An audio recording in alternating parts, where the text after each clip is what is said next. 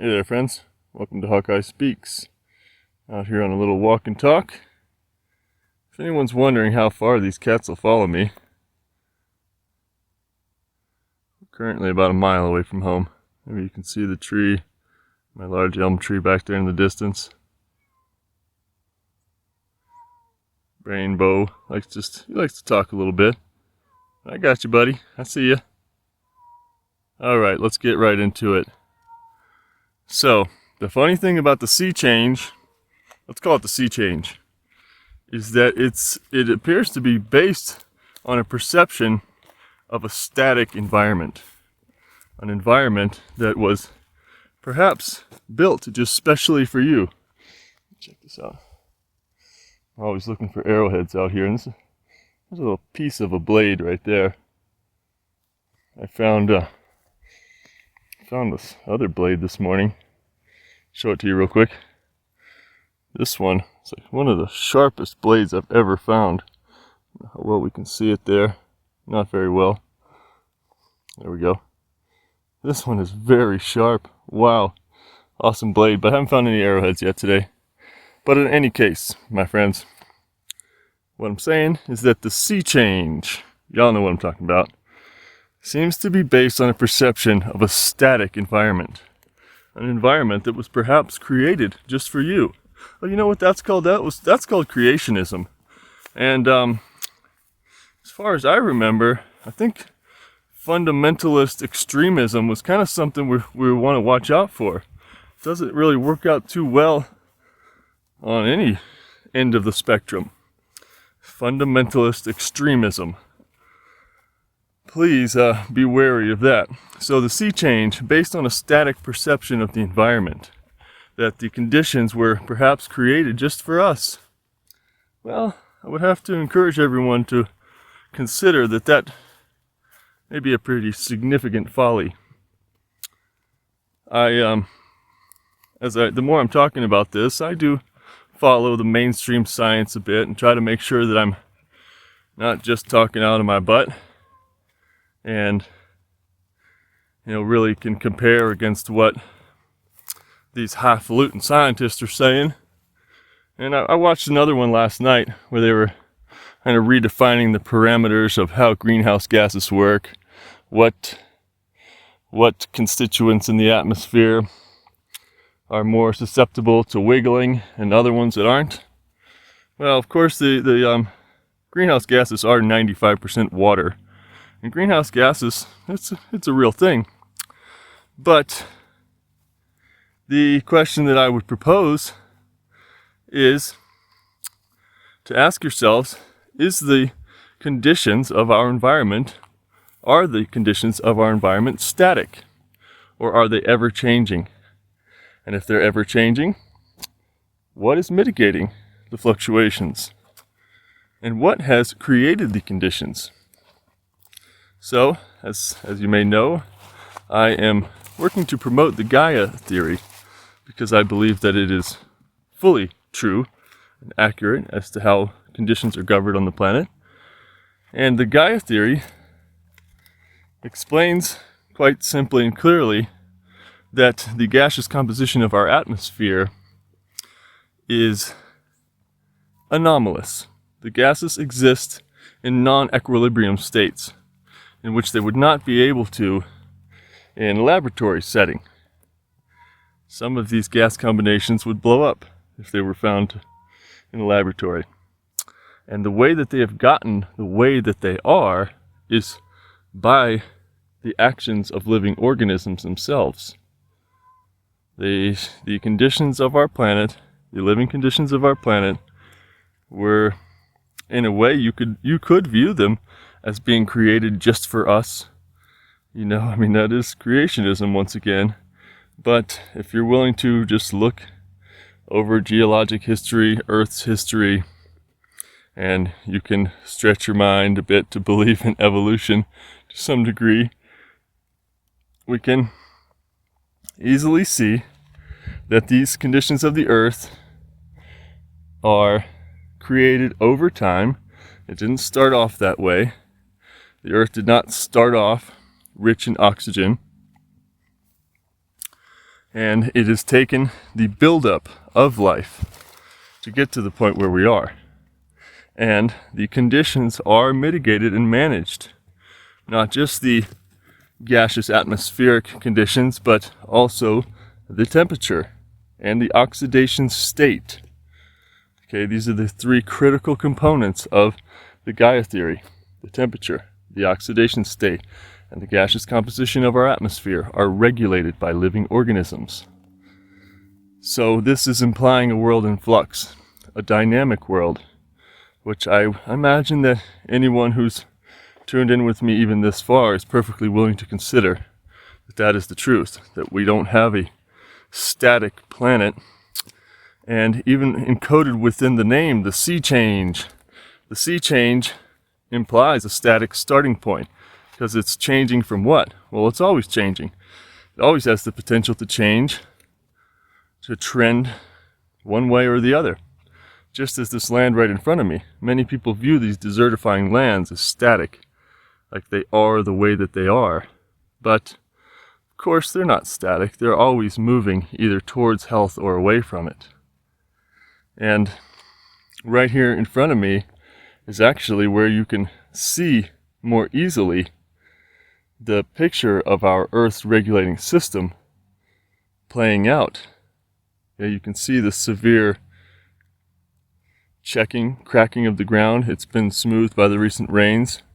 But look in front of me here, this is terrible, terrible desertification, severe loss of soil health, very low plant diversity, and it is going downhill, downhill, downhill because of a lack of animal integration and the necessary input of ruminant animals to manage the grasses and the herbs out here. So, what happens when we don't have any soil? Well, then nature has no clothes on. Nature gets wildly hot in the day and wildly cold at night. This is a kind of what you can just experience when you go to the desert. What I would call the phenomenology of climate. It's easily observable through your senses. That when there is no soil, when there are no forests, when there are no healthy ecosystems present, we experience wild fluctuations. And experiencing wild fluctuations in local conditions is perhaps the way that we can understand that the Earth as a whole can experience wild fluctuations in temperature, but even perhaps much more importantly, in water vapor mitigation, in the hydrological cycling.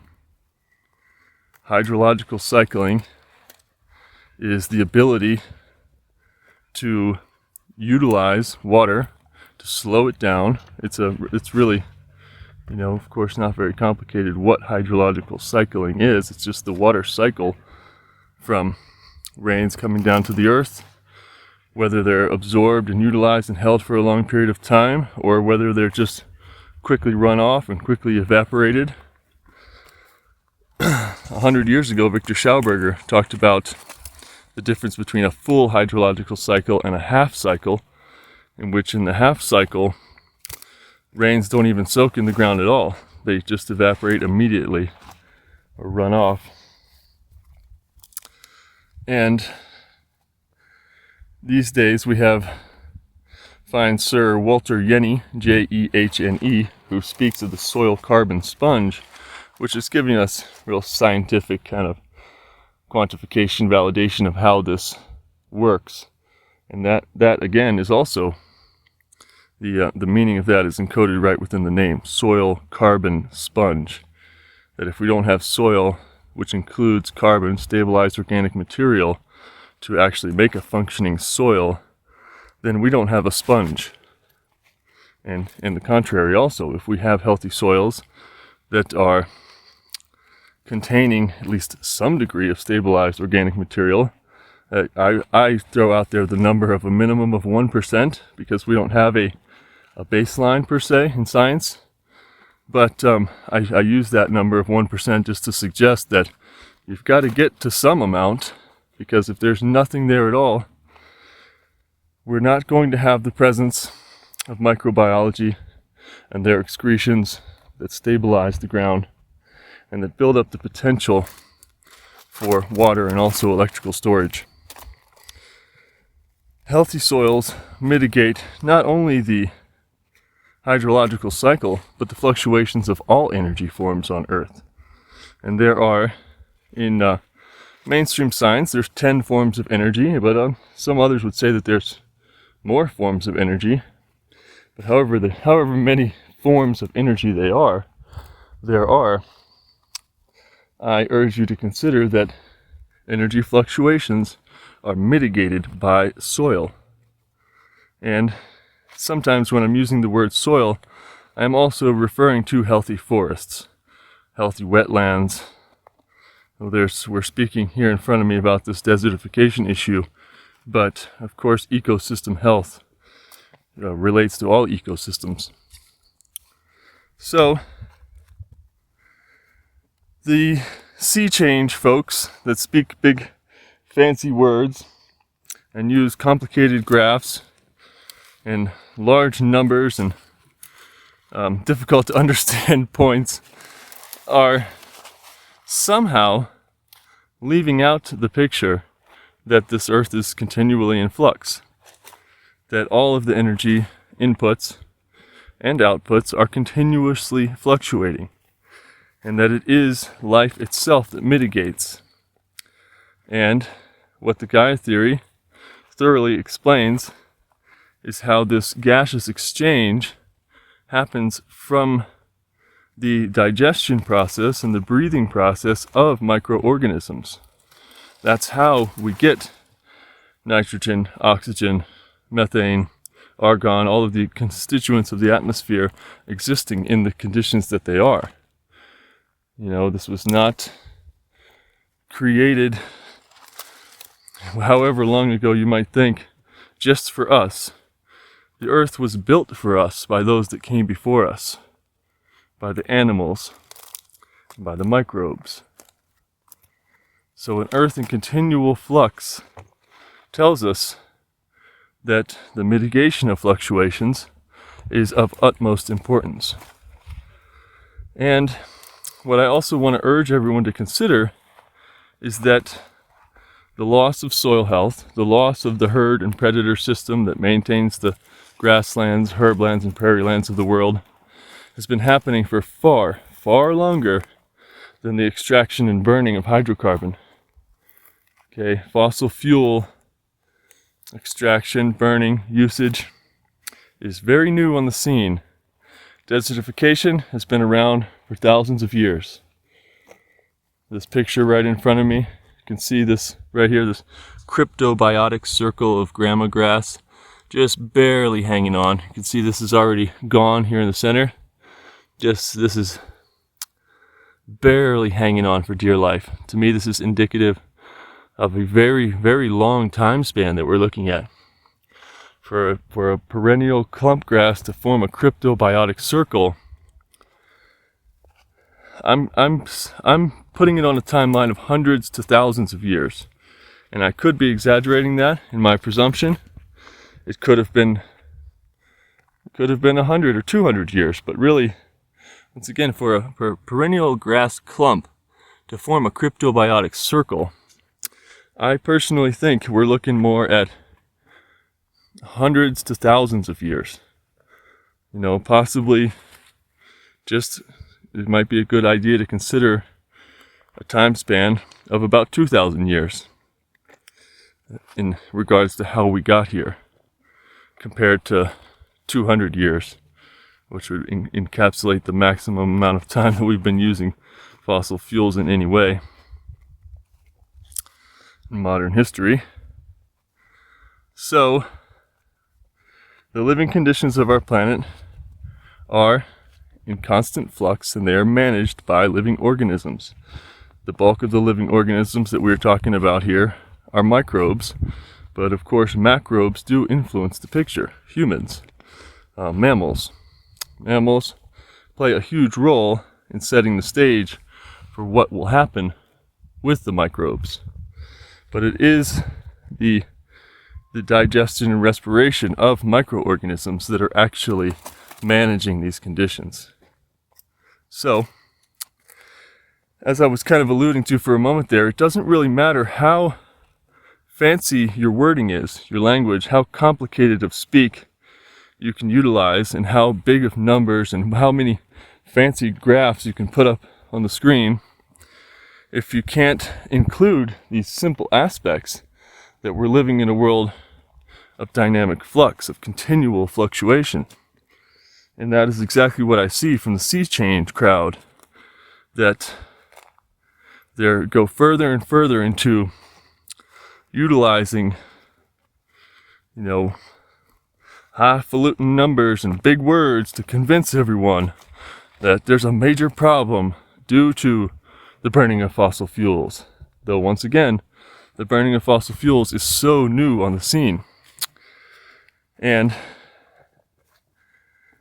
also, as I'm saying, you can prove anything through data and facts, but you really have to have a goal in mind first, or else data can be manipulated to prove anything. It could be manipulated to prove any end goal. It really takes a larger awareness and a belief in how things work and what is possible that allows us to put our facts and figures into a reasonable, view of the world and how things actually work. So to the sea change crowd, please just ask yourselves, are the conditions continuous or fluctuating? And if they're fluctuating, then what manages them? And then, if we're looking at this greenhouse gas effect, the funny thing is, as I have continually alluded to, they're assuming a static world. But even if we take it to the next step, the gases of the atmosphere are not static either. This is what the Gaia theory says. The gases of the atmosphere exist in their proportions due to the respiration of microorganisms. So we can ignore the dynamic flux right on the surface of the earth and pay attention to this greenhouse effect and use all this data to prove that end, but those conditions are in flux as well. It's all fluctuating all the time. And there is the absolute ability to influence the fluctuations. As I had said, macrobes do set the stage for the microbes. Humans do play a very large role in the climate. And yes, the climate is changing. Climate always changes. Certainly, I don't endorse any view of a climate crisis, because a crisis just means that you don't have time to act rationally, and you need to, act as if it's a life or death situation where you have to jump. Well, it is a life or death situation, but you can't really act appropriately if you think we need to act in any kind of violent manner. And I would encourage acting in a stable manner, because what we actually want is stability. We want to stabilize the fluctuations through health. And we need to build up soil health, but initially we need to build up community health. We need to build up the health of relations between individuals that can agree on simple solutions. What I found is that the solutions are readily available, and in many cases they are extremely actually easy to implement. Certain things like planting trees. Planting trees is fairly easy, and especially if you know how to properly prepare for them. And using ruminants as herds, it's not that hard really. Reintroducing beavers in the mountains and moving roadways away from streams, this is not a very complicated proposal.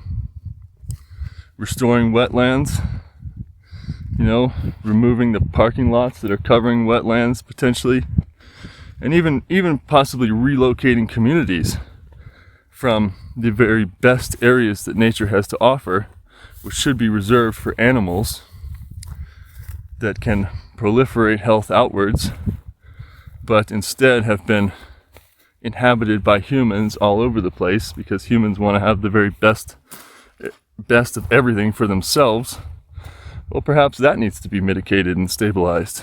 You can see where I live out here. It's not what anyone would consider the best area, but let me tell you, it works just fine.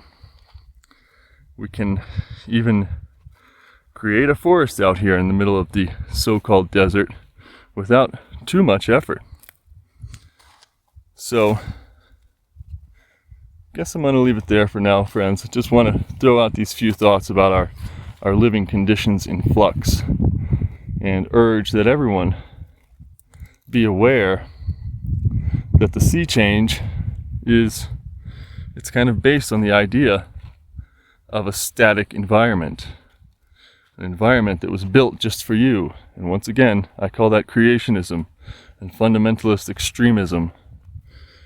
The Gaia theory is really not that complicated, but it is incredibly ignored these days. Since studying the work of Margulis and Lovelock throughout the last several years, I ask many people, are you familiar with Len Margulis and James Lovelock? And I get a 95% no, perhaps a 99% no. And even out of the people that claim that they are well aware of the Gaia theory, I have rarely found anyone that could recite the very simple edicts of the theory, which is that, once again, the temperature, the oxidation state, and the gaseous composition of our atmosphere are regulated by living organisms. This is critical. And also, once again, I do urge this if you want to use a big word, the phenomenology of climate, to say that our beliefs about what's going on should be able to match up with our sensual experience. What can we feel and see happening right in front of us? And of course, you can't see and feel carbon in the atmosphere doing anything. And this is partially, again, why we have to use big words and fancy graphs to prove some desired point. And I would suggest that potentially carbon in the atmosphere is a problem in some ways, but I think it's a problem because carbon is the base of life. Carbon should be stored in life, in living organisms, micro and macro, and in the soil. I have myself not found any phenomenological evidence that carbon in the atmosphere creates a warming effect. All right. But anyway, just a few thoughts from the morning walk with the sweeties.